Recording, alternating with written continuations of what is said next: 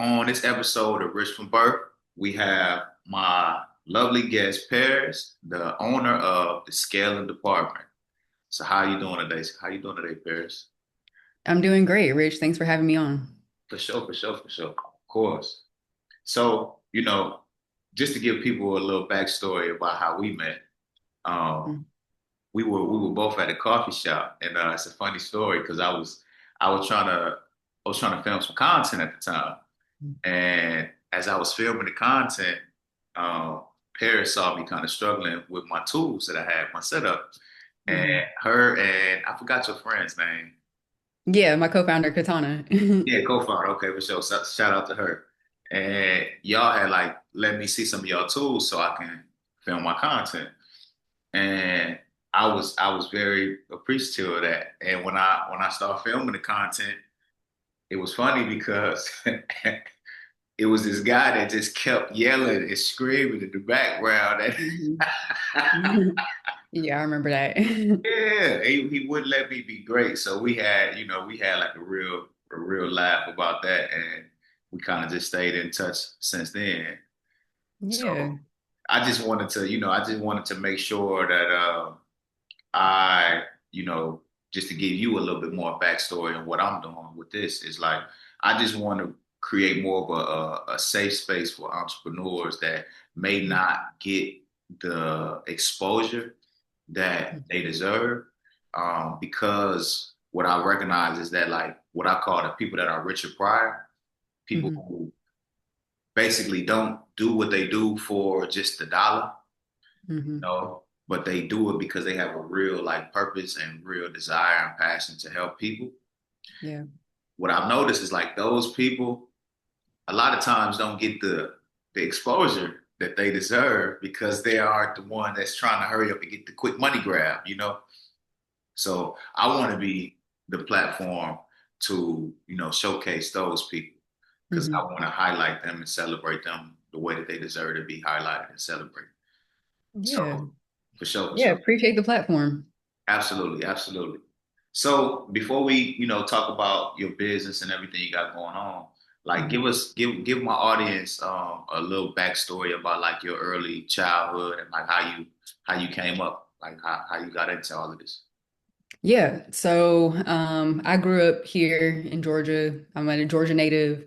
I've been here pretty much my whole life here in and around Atlanta. So I grew up here, just kind of like normal childhood. I was like the youngest of three and the only girl, so that came with its pros and cons. But one of the things that was very consistent in my childhood was like my dad. He was very insistent on me and my brothers, working for ourselves, being entrepreneurs. Well, you can do something, but cool, figure out how to do it for yourself. Mm. And that kind of just stuck with me. And actually, myself and both my brothers ended up going to school for business.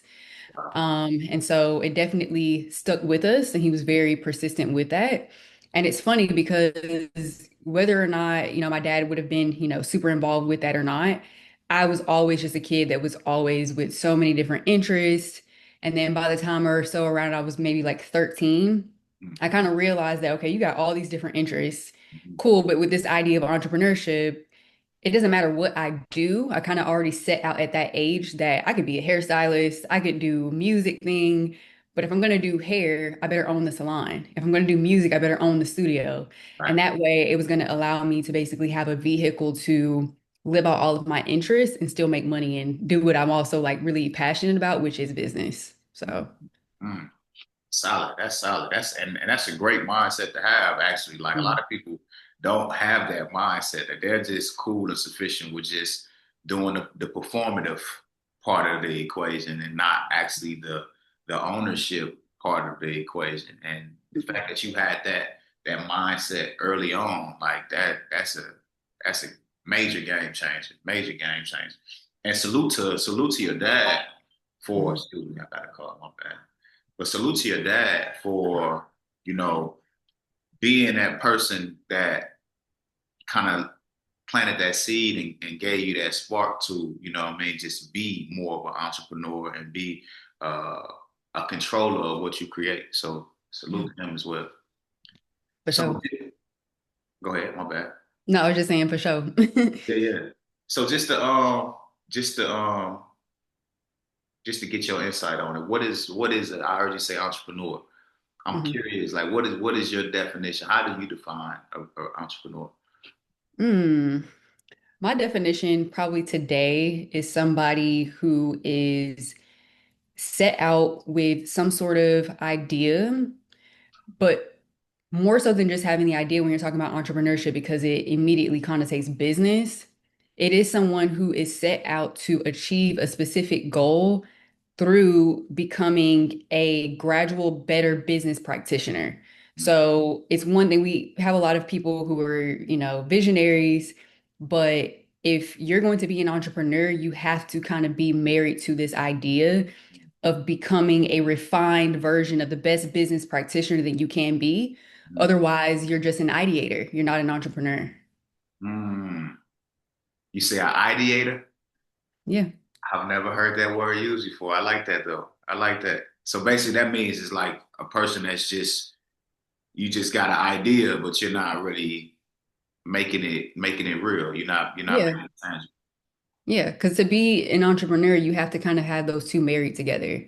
You can have the idea, that's great, but once you start to kind of absorb and be a little bit more open to this idea of pairing that idea with business to make it manifest, that is when you're on the entrepreneur route. Um, because you're taking something that didn't exist potentially, or something that is a little bit better in your eyes, and then you're pairing that to give the market or yourself a better, output, better value with whatever that idea was. I like that. I like that. So how do you view success like beyond money? Ooh. Success for me is like, it's a spiritual thing, right? One of the things that I tell a lot of the people who are close with me is that one of my biggest motivators, I don't care how morbid it sounds, is this idea, this notion of the day after death. It's something that I've kind of like coined or whatever. And essentially, the idea behind it is when I finish this life, if we were to metaphorically be able to kind of understand and still have, consciousness, once we pass over, Yeah. the thought is, am I happy? Am I satisfied with the life I just finished? Mm, And I better be satisfied with it. And mm. if not, then I have not been successful. And so outside of just money and, business and all that kind of stuff, it is those things that kind of light you up with spirit that you don't really have like a specific word choice for. It could be seeing a friend that you haven't seen in a long time. It could be growing your own food. It could be like literally just letting out a belly laugh that you wouldn't have had otherwise. It don't have nothing to do with any money.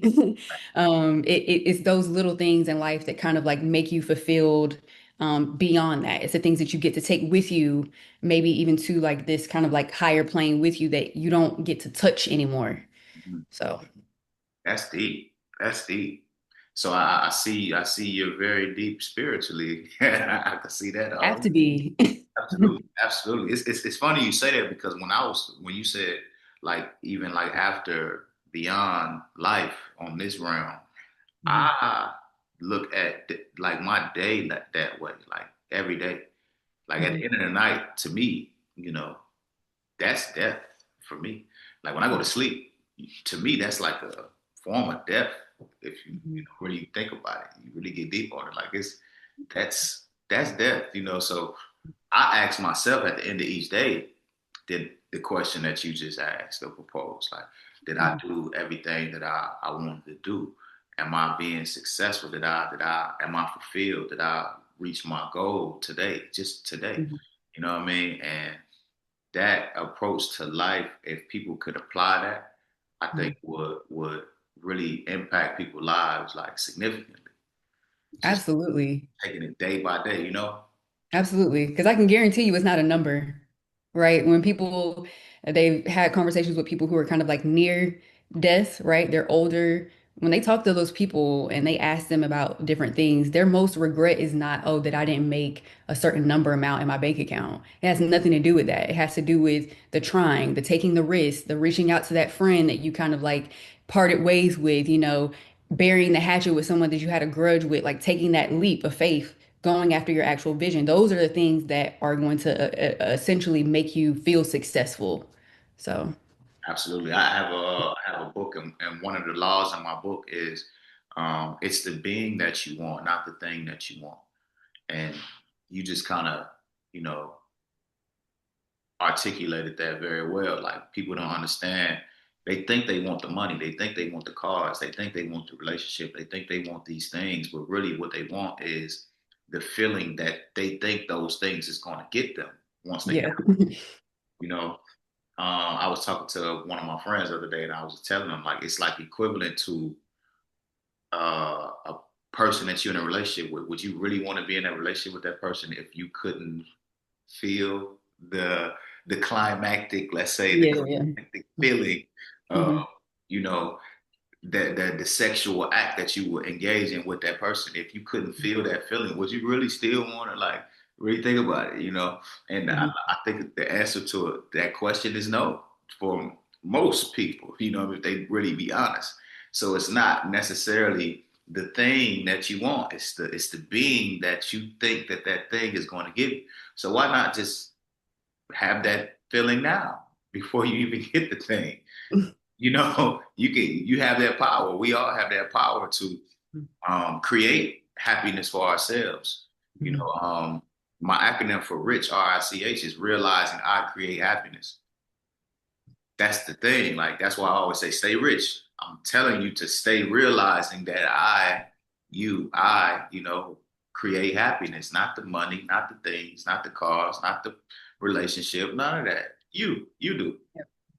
And when people come to that realization, everything that they want, those things come to them naturally because you are that. You know what I mean? Exactly. Like attracts like.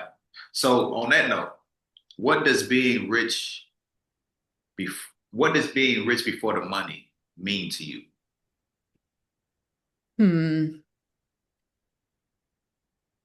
What it means for me is it's kind of like those little things that we were just touching on. It's kind of having that foundation, right? I'll probably look at where I'm at today. Like if I didn't have money today, there are a lot of things that I do have, right? Like I have my physical health, I have my level of athleticism, I have my level of my competitive spirit, I have my cognition, I can critically think, very well around different situations. And so it really is just figuring out, okay, to be honest, especially because we're obviously having a conversation around entrepreneurship, it Sure. is those things. If you had to strip the money away, what are the things that you still hold that can guarantee you get the money back? Mm, Um, I think of it in that line of reasoning there. Outside of course, like the emotional relationship things that we kind of were just touching on, but what are the things that can get you the money back? mm, Because it could be luck that you got the money, but do you have the actual skills, the things that people cannot just like come and like take off of you? Those are the things that make you rich because they're long lasting and they can go manifest into other different modalities. mm. I like that. That made me think about the scripture in the Bible that say, "Do not store up treasures on earth, where thieves can break in and steal, and moths and vermin could come and mold your things, your treasures. But store up your treasures in heaven where thieves can't break in. You know what I mean? And it can't mold, and moths and vermin can't get in. So Mhm. it's like those are the things, like to your point, that can't be taken. You know what I mean? Like it's you store it in a real safe. Yeah. It's in a real safe. So did you always have that mindset?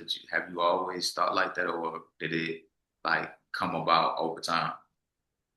Um, I think so for the most part. Yeah. I think when I was younger, um, of course everyone cliches like, oh, I feel like I'm like an old soul, but I feel like I've had a mindset that was probably further along than it served me at certain points in my life. I'll just say that. You had the game. Um, yeah, I used to get in trouble a lot in school, so. Yeah, yeah. But yeah, I think so. I think I've had a pretty decent, understanding of where to place things. I've never been too materialistic either, so that helps. Mhm. Yeah. So what Came are from strong root. say it again? My bad. I came from strong root, so I never had like a chance to be too caught up in stuff that don't matter that much. Nah, I can see that. I can feel that actually. I feel that. I feel that. Just talking to you. Um, and honestly, just from my own personal opinion, I think women who grow up with like fathers in their life and actually have like a good relationship with their fathers, they tend to be more um, strong minded, not even necessarily strong minded, but just rooted, I would say, like rooted. You know what I mean? And you definitely give that rooted Mhm. foundational aspect to you. You definitely give that off for sure. Appreciate that. Absolutely, absolutely. So what are some lessons that most people overlook, like with, along your journey of entrepreneurship that you learned that you could share? You gotta fuck up. Mm, Like you have to fuck up, and of course, like you're not gonna intentionally go out there and like do that, right? But there's a couple of them. The first, if you're going to be an entrepreneur, I think that you should allow yourself to gather your taste. So mm, what that means is like if you happen to be a multi-passionate person like myself, you need to lean into that. You shouldn't be fighting against the current with that because along the line, what'll probably happen, especially like if you're a student, if you're younger, maybe in your early 20s, and you're looking at, being a business person, and you don't quite have it figured out what that key pillar is going to be, but you know that you're interested in a lot, I think that you should fold into that. Because what you'll find is, and it's been true in my journey, when I threw myself into all of my passions kind of at once, what it enabled me to do was get a lot of different experiences across the board, mm. which now gives me the ability to diversify my problem solving skills. I've seen a lot of different things. It makes me a lot sharper. It allows me to be a lot further than maybe some people that were more technical in some instances. So definitely lean into, if you're multi-passionate, lean into it. It's not going to harm you, even if it feels like it. Societal pressure, like, oh, focus on one thing. Right, Fuck that. Go against that.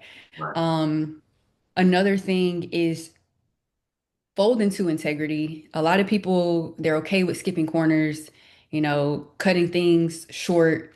Don't do that. Especially myself because I'm in like the service industry and have been in so many service environments. Those type of things really erode your trust over time. Like you're not gonna last super long if people feel like, oh, you don't either know how to keep my stuff confidential because you don't keep your stuff confidential, or you're willing to kind of like finesse and stuff like that. Don't do that. Hold your integrity high. And even if it means that you have to move a little bit slower than some of your counterparts, just do it right the first time. Yes. Um, Also deal with people Mm, deal with people. If I know that a lot of people, call themselves like I'm an introvert, so they use that kind of as a shell to not like communicate with people. Most of the great opportunities that I have come across are actually kind of in instances similar to the way that we met. right. Very randomly, just not being afraid to open up conversations with people and just seeing what people have to offer. Like that has given me so many opportunities more than turning in a resume. It's just conversation. Funny that my dad used to say that all the time, and I was just like, okay, dad, whatever. He would always say conversation rules a nation, but it really is true. That's It one of really is my things. true. That's funny. I like your pops. That's what's up. Yeah, yeah. He knows something. Yeah, yeah, for That's, sure. For sure. And then the other one is just honestly be okay with being obsessed in your craft. Honestly. Like put in those 10,000 hours. If you have to like miss out on some things with your friends, like just do it because it's gonna pay off. I do believe in balance, of course, but be a little obsessed. It's all right. yeah, yeah. I don't really think balance. I don't really believe in balance in entrepreneurship because I mean I know you. I'm sure you know. Like when you really are committed and like you said, married to the process, like you like a firefighter. You know what I mean? Like you got to be willing. You got to be on call like at all times, like to go put out the fire. Yeah. You know what I mean? Like Mhm. that's the job that you set yourself, you signed up for. Like, Mhm. I mean, at least in my journey of entrepreneurship, that's what it's been. Like you gotta be willing to go all the way. That's what I tell myself a lot.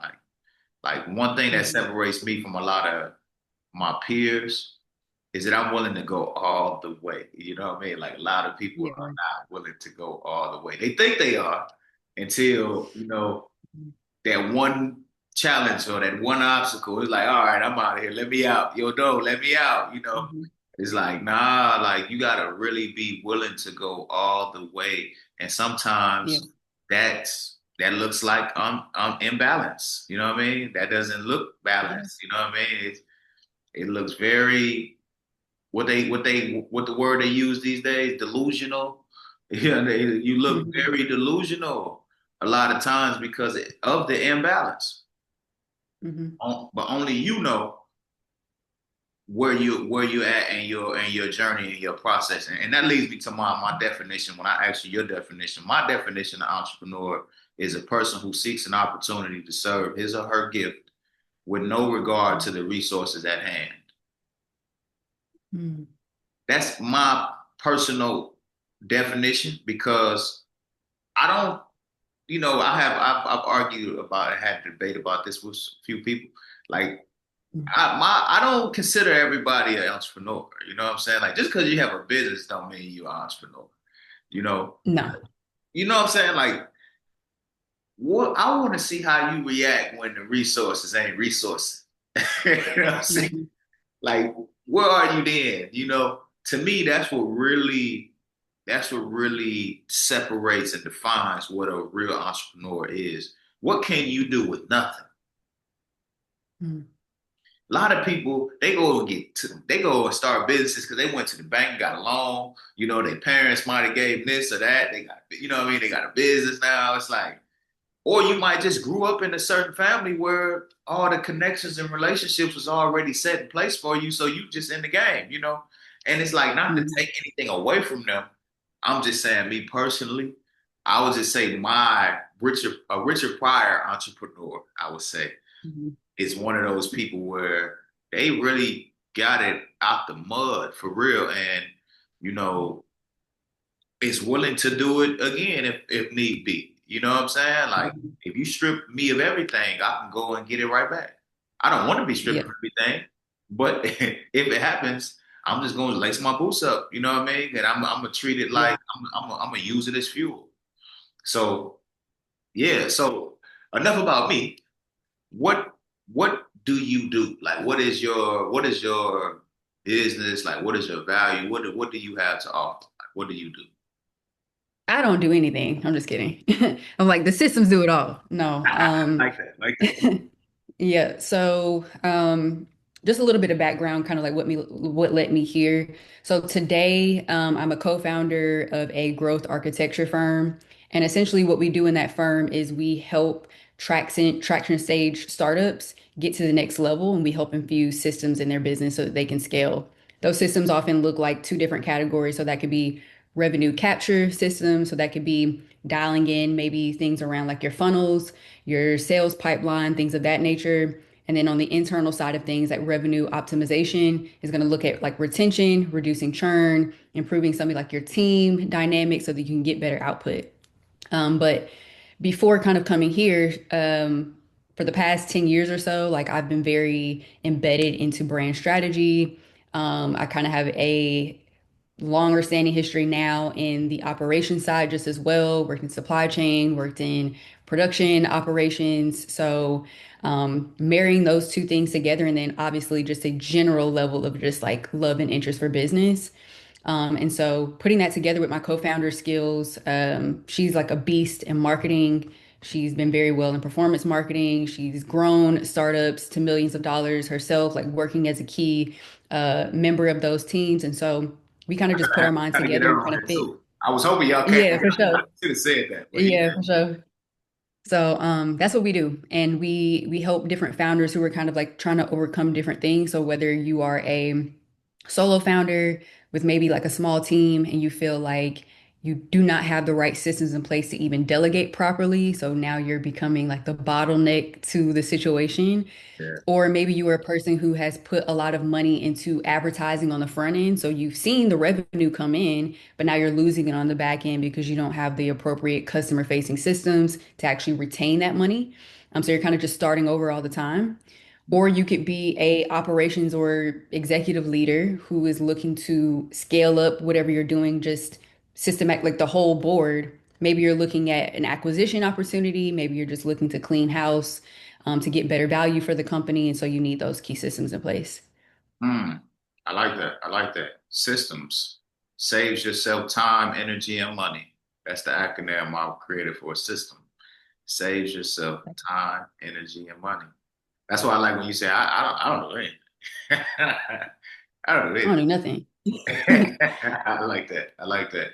So what separates what you do from like your competitors?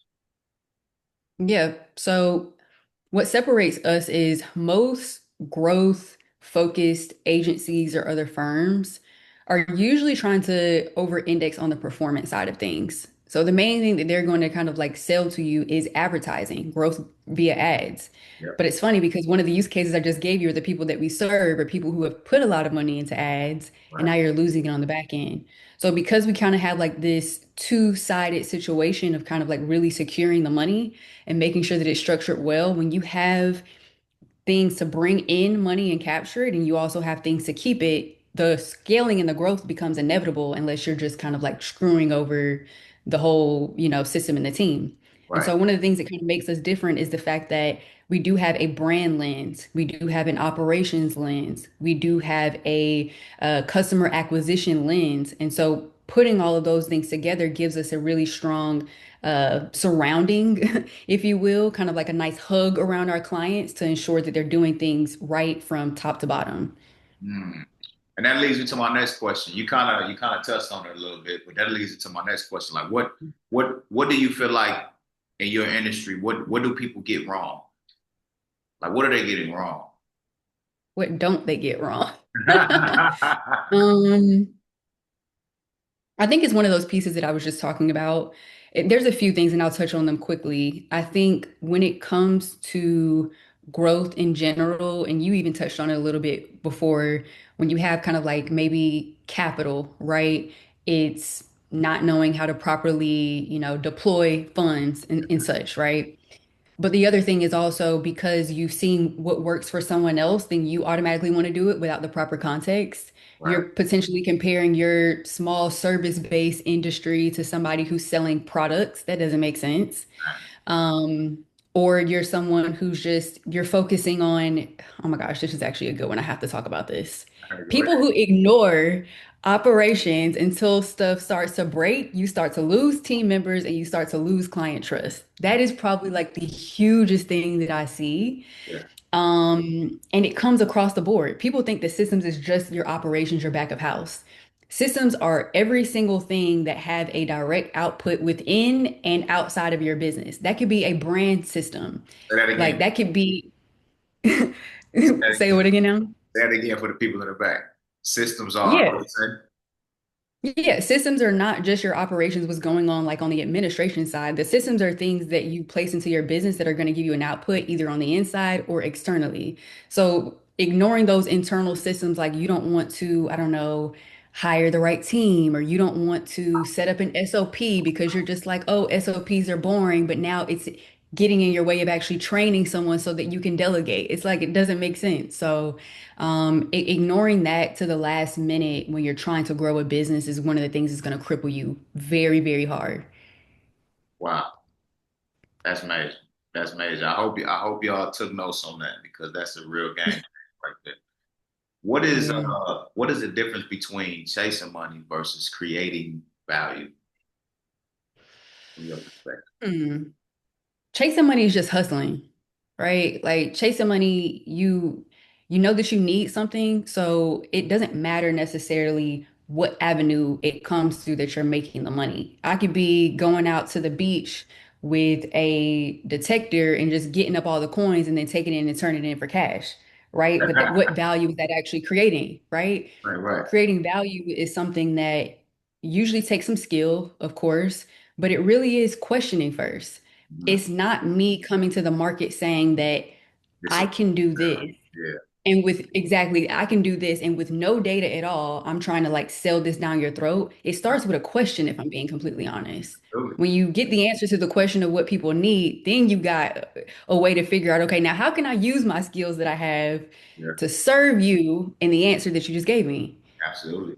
I hope y'all listen to that out there, man. Like I always say, the man or woman in this case who has is the man or woman who asks. You know, like my whole marketing strategy is built around that philosophy right there. Like a question opens the mind, but a statement closes the mind. So if you just pop out and be like, "Yeah, this is what I'm doing," like you said, like Yeah. you speaking on deaf ears. But if you come, Mhm. with a question initially, now you're seeing exactly how you could be of service, how much you could be of value, how much you could be of use. And like you said, that's the real value add for sure. I like that. And I would like to add there, usually when you lead from curiosity, you may have had a certain like theory around like what the person's going to say, even if you did ask a question. But oftentimes when you're very curious, you'll come up with other things. People by giving you the answers will give you whole different other offers that you never even considered, and they're basically doing the work for you. Yeah, So for sure. Yeah. I tend to in sales, I tend to like people think it's about the words that you use when you sell is going to dictate like if you are determined if you get the sale. But for me, what I've come to realize is it's actually the words that you repeat back to them that they have already used. It ain't even your yeah, words. You use their words. You know what I mean? And yeah. that's what determines if you're gonna get the sale or not. Most more times than not. Mhm. So what do you like? What do you currently have available as far as like offers, or have you got any like special promotions that you running right now that you can share? Yeah. So, what we offer right now is kind of like in three different categories.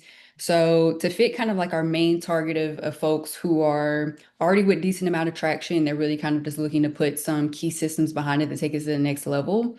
We offer dedicated sprints, which are kind of like normally like shorter term projects for people who kind of like already have an idea about, I need this specific thing fixed. Maybe it's a funnel, maybe it's a sales pipeline put up. Maybe it is a automation sequence or like a work management system setup. We serve in that way over like projects. We also help with our scaled partnerships, which take place over 3 months minimum and kind of can extend well beyond that with people that we really are embedded with. So we kind of act like fractional growth operators within those businesses. And then for folks who are probably not quite ready for those different engagements, we also do offer targeted advisement sessions. So you could have a package of 4 sessions or beyond that, or you could potentially just have a one-off with us, having a dedicated strategy session, and we walk you through everything and give you the documentation. So do you have any that's amazing. That's a lot of value right there. Is there any like way that we can share like a link in the description for what you're offering the people? Yeah. So what I'll do, because we are actually such a new firm ourselves, anyone can actually hook up with us via our LinkedIn, our company page, the scaling department. You can shoot us a DM directly there, and then we'll get you set up in the right place where you need to be to book that call. So we'll talk to you a little bit, see what you got going on, and then give you the appropriate link to go from there. Gotcha, gotcha. And what like what do you have in store? Like what's next for Paris? What's next for the scaling department as a whole? Yeah, so I can't speak on too much about the scaling department. We scaling, like that's what we got going on. You What? feel me? But other than that, like me, I am on a kind of like a war path right now to become the best business practitioner that I can be, but also a master generalist. I'm not very technical or very kind of like single focused. So for me, what I'm doing right now is just a lot of self-education, honestly, across a few different areas, across law and policy, across AI, of course, different things around governance, and then just kind of like the state of the world in general. I was actually just talking to my co-founder today, even about growing some food here, trying to get back out into like gardening and all that good stuff, things to kind of like keep grounded in things. And then other than that, athletic training. That is a huge thing that keeps you grounded as an entrepreneur. So that's the key for anyone listening. If you feel like you in the trenches too much, get your ass in that gym and you're gonna feel even better. You're gonna feel you're gonna be a lot more focused. So This came from that. yeah, I know exactly what you're talking about. yeah, So yeah. what impact do you want to make like beyond money? Ooh, I the biggest impact that I seek. is to show people the way of believing in their own dreams and believing in their own destinies.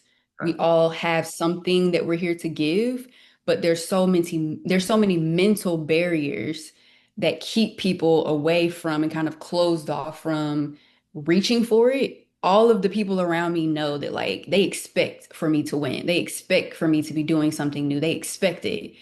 But I often wonder why that is not expected of other people.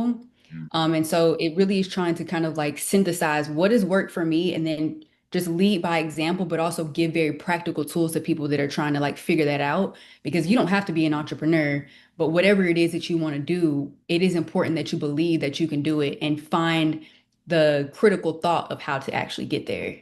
Mm, I like that.